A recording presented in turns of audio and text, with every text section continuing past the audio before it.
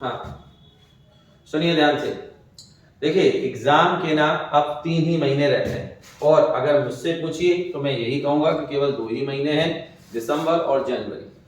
Feb का तो आप सोचिए ही मत, है ना, वो तो है ही नहीं आपके हाथ में। उसमें आपके प्रैक्टिकल्स स्टार्ट हो जाएंगे तो बहुत और प्रोजेक्ट वर्क बना करना पड़ेगा, तो ज़्यादा टाइम उसी में चला जाएगा। तो अब बात आती है कि इन बचे हुए 2 या 3 महीनों में हमको तैयारी कैसे करनी है। देखो दो तरीके के स्टूडेंट हैं। एक वो हैं जो शुरुआत से तैयारी करते आ रहे हैं, पढ़ाई करते आ रहे हैं, टेस्ट देते आ रहे हैं, है ना। मैं ही जानता हूँ, आप में से बहुत सारे ऐसे हैं जो लगातार तैयारी करते आ रहे हैं और उनके नंबर भी अच्छे आ रहे हैं टेस्ट में, और आगे जो टेस्ट सीरीज स्टार्ट होने वाली है हमारी उसमें भी वो बहुत अच्छा ही करेंगे।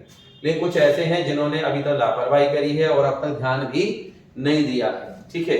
तो सवाल ये आता है कि किस तरीके से अब हमको तैयारी करनी है। खासकर उनको उनको तो बहुत ज्यादा घबराहट हो रही है। आप लोग जिन लोगों ने बिल्कुल तैयारी शुरू नहीं करी है ना, वो अब पढ़ रहे हैं। ऐसा नहीं है कि आप उन्होंने स्टार्ट नहीं करा है, स्टार्ट किया है, पढ़ रहे हैं, लेकिन अब उनके साथ क्या हो रहा है, उनके साथ हो रहा है कि वो आगे पढ़ रहे हैं, पीछे भूल रहे हैं। 10 घंटे भी पढ़ लेते हैं और किताब जब बंद करके देखते हैं, रिकॉल करने की कोशिश करते हैं, याद करने की कोशिश करते हैं, तो उनको कुछ भी याद नहीं आ रहा है।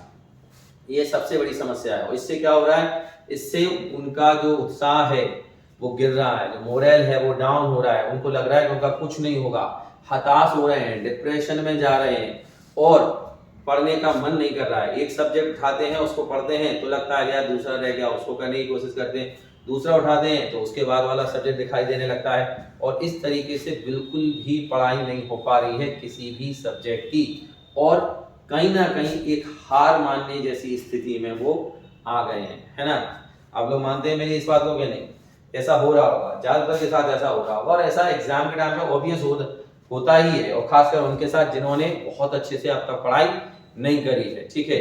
और इवन कई लोगों ने करी भी है तो उनके साथ भी ऐसी चीजें होती हैं कि वही उनको लगता है कि पता नहीं जितना पढ़ा था वो सब भूल गए, ठीक है। पता नहीं क्या कर पाएंगे एग्जाम में, कर पाएंगे नहीं कर पाएंगे, कैसे सारा का सारा समेटेंगे, कैसे तैयारी होगी, ऐसी बहुत सारी बातें आप सबके मन में आ रही होंगी। सबसे पहली बात, एक क्वेश्चन जो आता है बहुत ज्यादा, वो है भूलने का। कैसे आगे याद कर रहे हैं, पीछे भूलते जा रहे हैं। तो ऐसा क्यों होता है, क्यों भूलते हैं, और उसको उससे ओवरकम कैसे करना है। दूसरा, अगर हमें घबराहट हो रही है, डिप्रेशन में जा रहे हैं, हमसे ऐसा लग रहा है कि हमसे कवर नहीं हो रहा है, हम नहीं समेट पा रहे हैं, उससे कैसे निपटें। और जो समय बच गया है या कहें जो समय रह गया है 3 महीने हमारे पास, उसको किस तरीके से इस्तेमाल करें ताकि अच्छे नंबर पाए जा सकें, ठीक है। और भी आपकी बहुत सारी छोटी छोटी समस्याएं हैं जो बच्चे मुझे बता रहे हैं, आप लोगों ने मुझे बताई हैं, और भी बैचेस के बच्चे मुझे बता रहे हैं, ठीक है।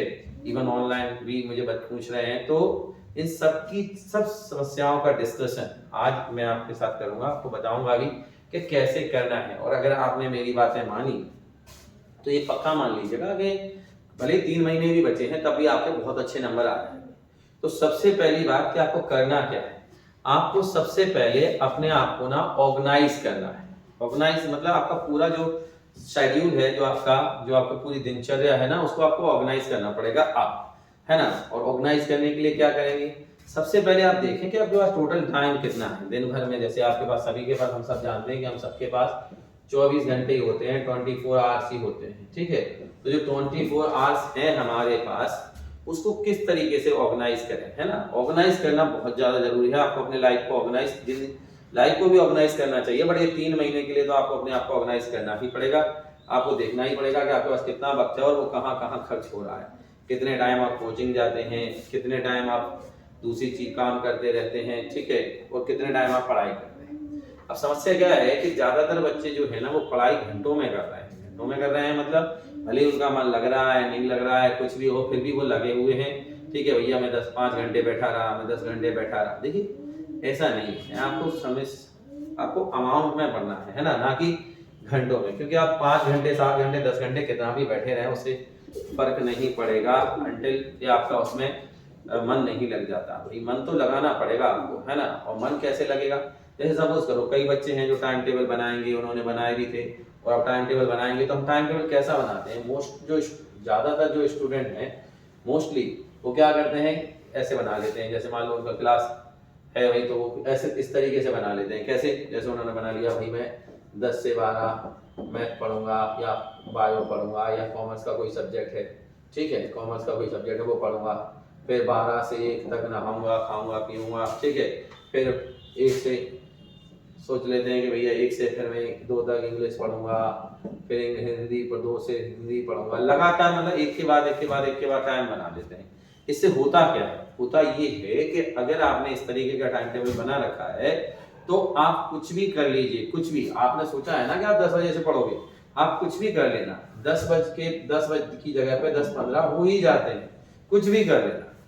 और फिर आपके साथ क्या समस्या होती है कि अब आपने डिसाइड किया था कि आपको पढ़ना था 10 बजे से और हो गए 10:15, अब आप डायलामा में चले गए, असमंजस में चले गए, देखेंगे अरे यार 10 बजे से सोचा था 10:15 हो गए, क्या करें, और फिर एकदम से मन करेगा अरे यार कल से देखेंगे, कल से बैठ जाएंगे। अब आज आप पूरे दिन नहीं पढ़ोगे, पूरा दिन बर्बाद कर दिया आपने 15 मिनट के चक्कर में। ये ज्यादातर के साथ होता है, और हो सकता है कि कल फिर आप इसको फॉलो कर भी लें, लेकिन परसों फिर नहीं कर पाएंगे। वैसे 2-4-10 दिन तक तो ये फॉलो हो जाता है, उसके बाद फिर ये टाइम टेबल खत्म, फिर आप फॉलो नहीं करने वाले। तो पढ़ना घंटों में नहीं है, अमाउंट में। जैसे कि मैं बार बार बताता रहता हूँ, आज इस साल वाले नए विद्यार्थियों के लिए मैं फिर से कह रहा हूँ कि भाई आप ना एक डायरी या फिर एक कॉपी बनाइए, अपने सिरहाने रखिए। सुबह सुबह जब आप जागते हैं तो पहला काम आपको करना है कि आपको उस डायरी में लिखना है, और लिखना ये नहीं है कि कितने घंटे, आपको लिखना है कि भाई मुझे इंग्लिश में इतने क्वेश्चंस निपटाने हैं, ठीक है, या राइटिंग, ठीक है, मैथ में मुझे इतना करना, इतने क्वेश्चंस करने, इतनी एक्सरसाइज, फिजिक्स में इतना इतना, और ये सब उस हिसाब से बनाइए जो आपके द्वारा अचीवेबल हो, आपकी औकात के अंदर हो। औकात से बाहर नहीं होना चाहिए, क्योंकि अगर औकात से बाहर गया तो कंप्लीट ही नहीं होगा, कंप्लीट नहीं होगा तो फिर आप ये समझ लीजिए कि फिर नहीं आप करने वाले। सो ऐसा बना लीजिए, और अब दिन भर में आपको जो आपने इस कॉपी में लिखा है बस वही आपको करना है, समझ रहे, वही कंप्लीट करना है बस। तो अगर आपको 2 मिनट भी मिलेंगे, 10 मिनट भी मिलेंगे, तो भी आप कॉपी लेके बैठ जाओगे। क्यों बैठ जाओगे कॉपी लेके? क्योंकि आपको लगेगा चलो यार 1 क्वेश्चन तो निपट जाएगा इंग्लिश का, 2 क्वेश्चन तो निपट जाएंगे हिंदी के, ठीक है, फिजिक्स का मैं एक डेरिवेशन तो कर लूंगा। और ऐसे जब जब आपको टाइम मिलेगा, छोटा छोटा समय, बीच में भी जो टाइम मिलेगा आप उसका इस्तेमाल कर लेंगे। अभी क्या होता है कि भैया आप या सीधा आप सोचते हैं 10 से 12 बैठेंगे तो ही बैठेंगे, नहीं कभी नहीं बैठेंगे। और सपोज करो आप कोचिंग जाने वाले हो या किसी काम से बाहर जाने वाले हो और आप तैयार हो गए आधे घंटे पहले, तो मेरी बात विश्वास मानिए मेरा, आप कुछ नहीं करने वाले उस आधे घंटे में, कुछ भी नहीं करने वाले। आप क्या करोगे? बस खड़े रहोगे, बैठे रहोगे। क्यों? क्योंकि आपको तो पता है कि आपको तो इतने बजे से इतने बजे ही पढ़ना है। लेकिन या आप कोचिंग पे, किसी कोचिंग में जल्दी पहुंच जाते हैं तो भी आप वहां फालतू ही बैठे रहोगे, पहले पहुंच के बातें करोगे, टाइम पास करोगे, लेकिन पढ़ाई नहीं करोगे। लेकिन अगर आपने इस तरीके से लिख रखा है, तो मान लो आप कोचिंग के लिए या किसी जगह जाने के लिए आधे घंटे पहले तैयार हो गए, तो अब आप क्या करोगे? अब आप टाइम बर्बाद नहीं करोगे, आप कहोगे अरे यार जल्दी तैयार हो गए, कोई बात नहीं, उठा लो कॉपी, इंग्लिश के 2 क्वेश्चन निपटा लूंगा या फिजिक्स का डेरिवेशन निपटा लूंगा। तो इससे क्या होगा, जो ये छोटा वक्त होता है बीच बीच में, जिसका हम बिल्कुल वेस्ट कर देते हैं, जैसे हम जिनको बिल्कुल इस्तेमाल नहीं करते, उसका इस्तेमाल कर लेंगे, वो 3 से 4 घंटा ज्यादा निकल आएगा आपके पास। और इस तरीके से आपने जो भी इस डायरी में लिखा था सुबह शाम तक, रात तक वो कंप्लीट हो गया होगा। और जब आप सोने जाएं तो एक बार चेक कर लें, जो कंप्लीट हो गया है उस पर एस लगाते जाएं, नहीं है तो क्रॉस लगाएं, और अपने आप से पूछें कि मैं ऐसा क्या कर रहा था, क्या मैं नहीं कर पाया, आपको पता चल जाएगा। अगले दिन जब जगें तो उसको फिर सबसे पहले उसी को लिखें जो कल नहीं हुआ था। ऐसे क्या होगा, धीरे धीरे 20 दिन इसको करना है तो ये आदत बन जाएगी, और आपको ना अपनी पढ़ाई, अपनी मेहनत अपने कॉपी पे दिखेगी, सामने अमाउंट दिखेगा कि आपने इतना कर लिया है, वो आपको स्पष्ट दिखेगा। आप लोगों को अभी दिखता नहीं है, अभी तो बस चली जा रही गाड़ी। तो जब कोई चीज हमें दिखती है कि हमने आज इतना कमा लिया, तो वो हमें क्या करती है, वो हमें मोटिवेट करती है, वो हमें इनर मोटिवेशन देती है, अच्छा लगता है। बिल्कुल सिंपल सा फंडा है, जिस चीज में आप सक्सेसफुल होते जाएंगे उसको करने का मन और करता है। जैसे मैं आपको एक छोटा सा एग्जांपल दूं, जैसे आप मैथमेटिक्स के स्टूडेंट हैं, तो आप सपोज करो मैथ सॉल्व कर रहे हैं, जब तक आपको सम्स आते रहेंगे, सवाल आते रहेंगे, आप लगातार चले जाओगे। लेकिन जैसे आप एक में अटक जाओगे, वहीं फिर आपका मन नहीं करेगा, वहीं रुक जाओगे, चलो यार साथ पूछेंगे फिर करेंगे।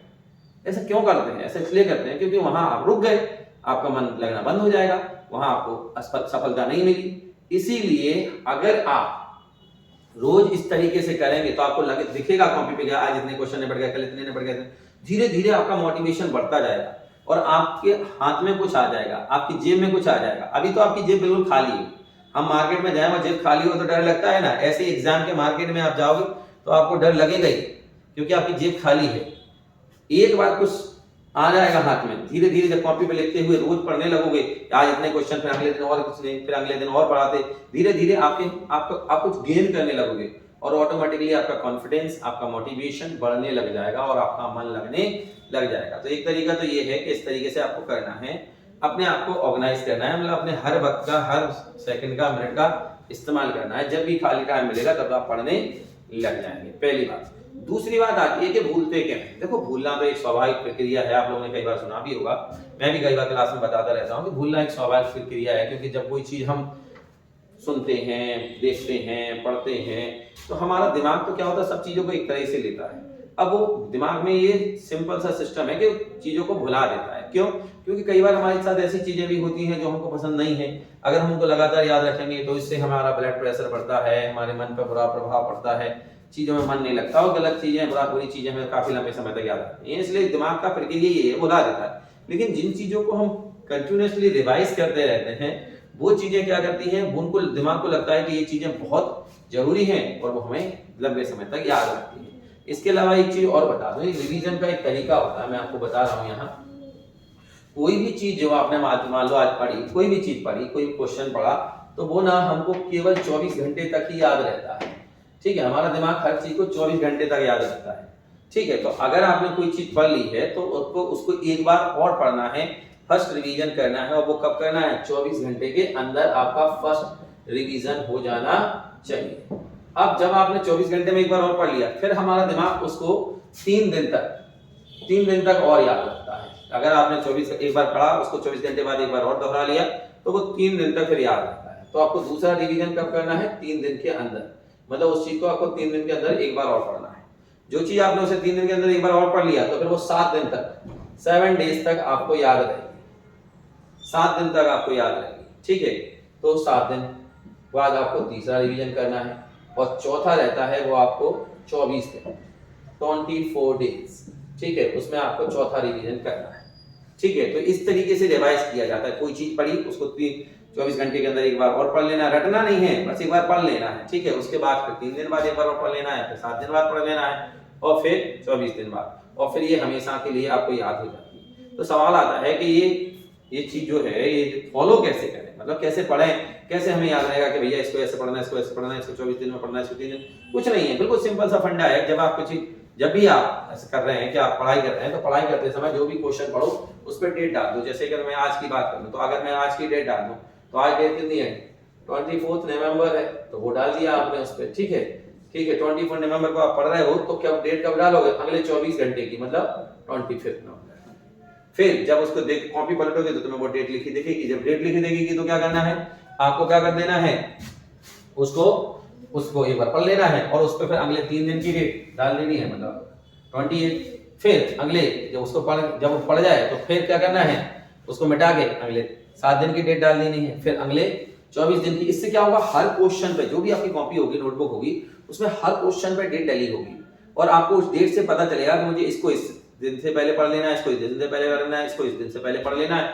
और फिर देखो कैसे आपको सारी चीजें याद रहेंगी। टेस्ट के लिए आपको अलग से रिवाइज करने की जरूरत नहीं पड़ेगी, प्रिपेयर करने की जरूरत नहीं पड़ेगी।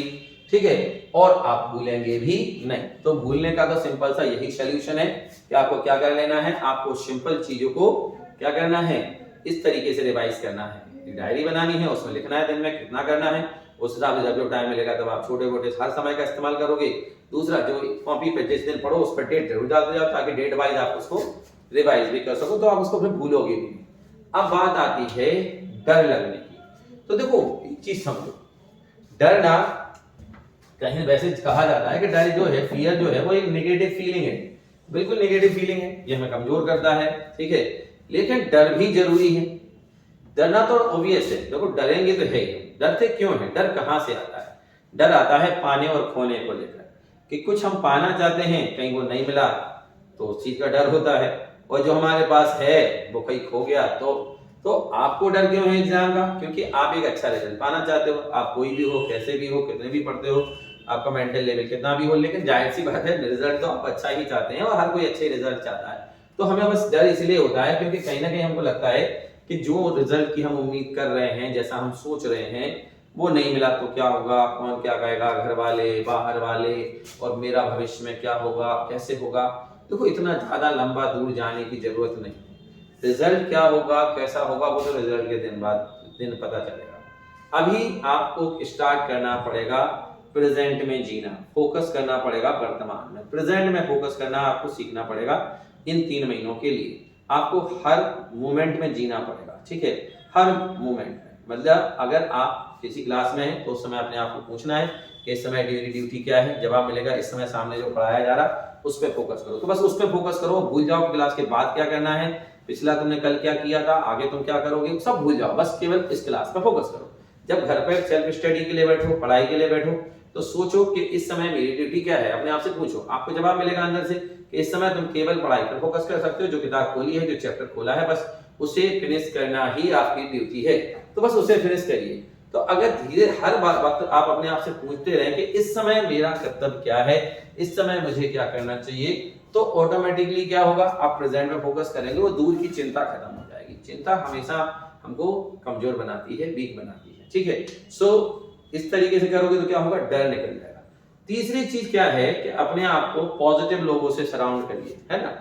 अगर आपके आसपास पॉजिटिव लोग रहेंगे तो वो आपको हमेशा पॉजिटिव एनर्जी देंगे, मदद की जरूरत पड़ेगी तो आप उनसे चर्चा कर सकते हो, डिस्कस कर सकते हो। और उन लोगों के लिए कौन हो सकते हैं वो लोग, आपके फ्रेंड्स, फैमिली मेंबर। खासकर मैं कहूंगा अपने माँ बाप से अपनी बात खुलकर शेयर करो, जो भी आपको फील हो रहा है, जैसा भी लग रहा है। अभी क्या होता है, ज्यादातर बच्चे पेरेंट्स से अपनी बातें शेयर करते ही नहीं है, इस समय तो बिल्कुल नहीं करते एग्जाम के टाइम पे, क्योंकि उनको लगता है कि शायद पेरेंट्स पलट के ये पूछ लेंगे कि भाई तुमने साल भर क्या किया, तुमने पढ़ाई क्यों नहीं करी, ऐसा आपको ब्लेम करेंगे। कई केसों में ऐसा होता भी है, पेरेंट्स करते भी, बट कोई बात नहीं, वो अगर करेंगे भी तो आपकी बात को लेकर वो आपको बात को समझेंगे, आप अपना मन हल्का कर पाएंगे। तो अपने पेरेंट्स से अपनी बातें जरूर शेयर करें इस एग्जाम के टाइम पे, ये 3 महीने रह गए हैं, उनसे बताएं कि आपको कैसा फील हो रहा है, क्या दिक्कत है, क्यों दिक्कत है, क्या क्या बातें हो रही हैं, वो उस चीज को समझेंगे। और अपने टीचर्स से ही बात करें, जो आपके मेंटोर्स हैं, जो आपके टीचर्स हैं, आपके रिस्पेक्टिव सब्जेक्ट के, ठीक है, उनसे बात जरूर करें, उनको बताएं सर मेरी इतनी तैयारी हो गई है, इतनी नहीं हो पाई है,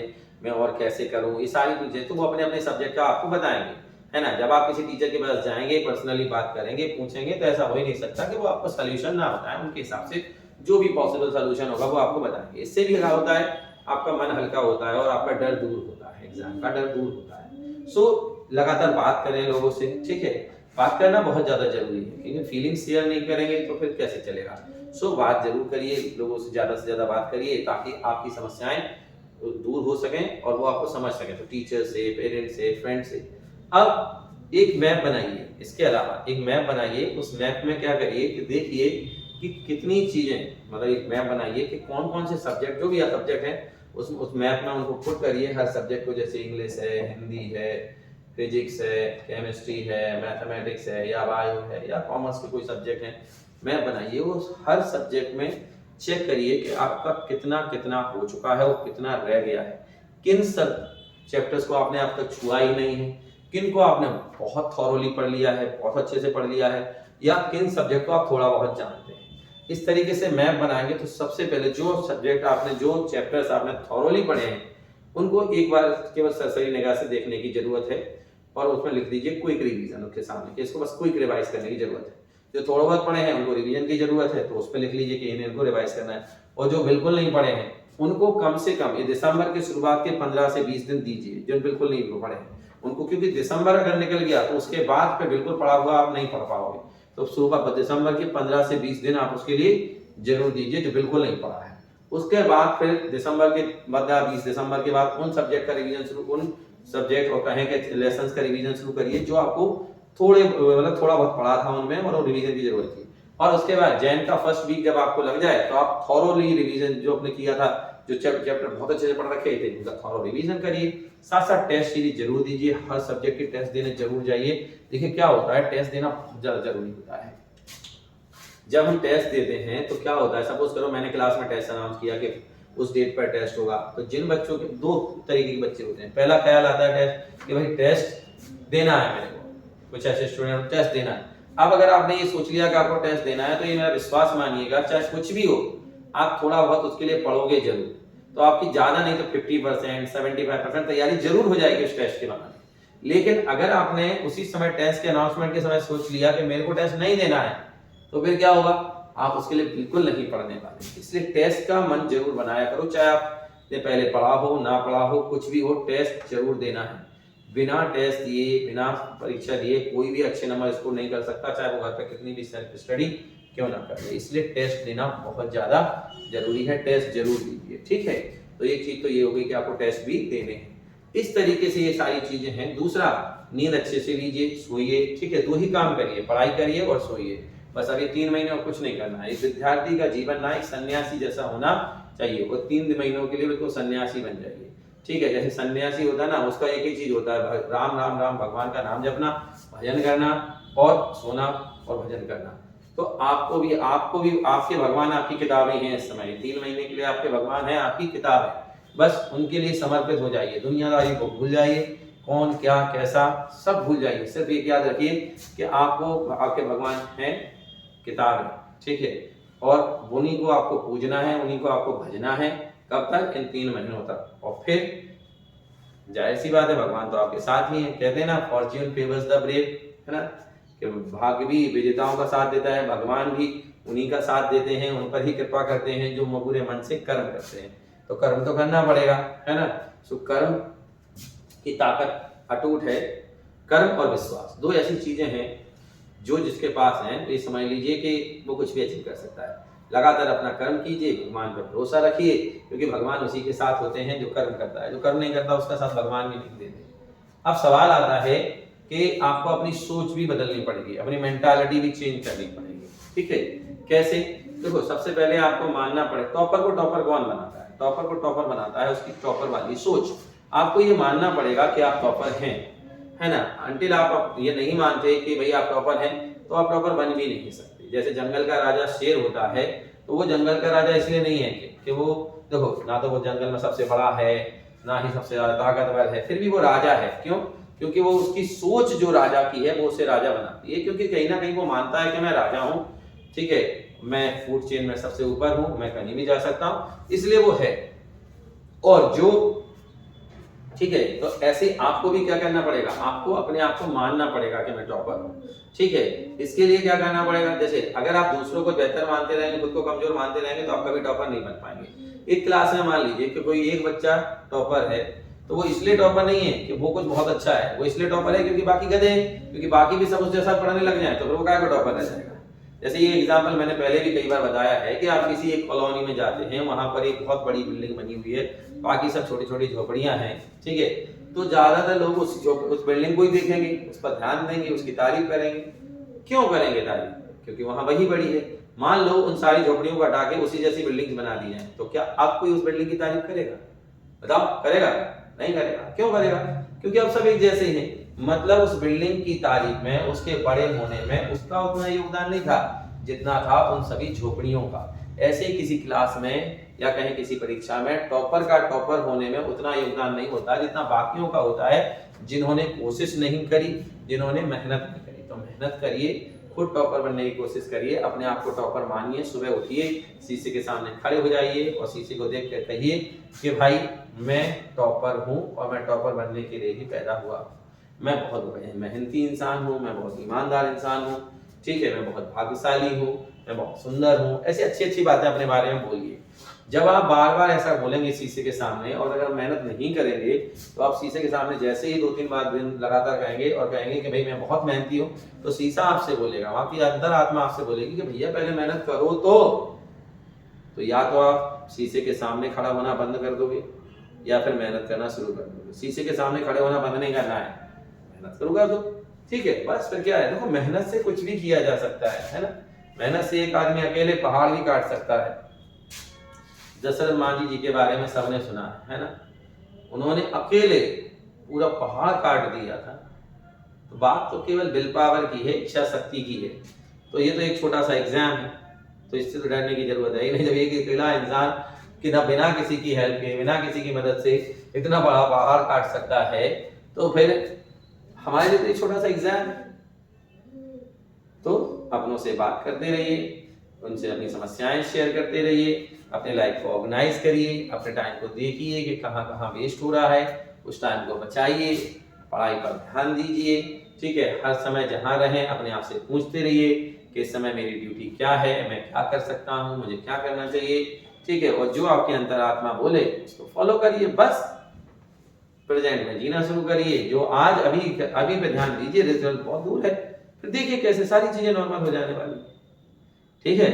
तो ये सब चीजें फॉलो करिए, और अगर कोई प्रॉब्लम है तो कमेंट करके मुझे बताइए, उस पर भी चर्चा करेंगे, डिस्कस करेंगे। अभी तो 3 महीने हैं, है ना। 3 महीने में तो बहुत कुछ हो सकता है, दुनिया बदल सकती है, ठीक है। तो आप सभी को एग्जाम के लिए बहुत शुभकामनाएं, ठीक है। आपकी तैयारी में मैं आपके साथ हूँ, आप किसी भी सब्जेक्ट के स्टूडेंट हो, ठीक है, उससे कोई दिक्कत नहीं है। मैं भले ही इंग्लिश पढ़ाता हूँ, लेकिन मैं हर विषय में आपका साथ दूंगा। कैसे ऑर्गेनाइज करें, कैसे पढ़ाई करें, कैसे स्टार्ट करें, सो आप मुझे कमेंट करके बता सकते हैं, बिल्कुल परेशान होने की जरूरत नहीं है, ठीक है। चलिए, बहुत बहुत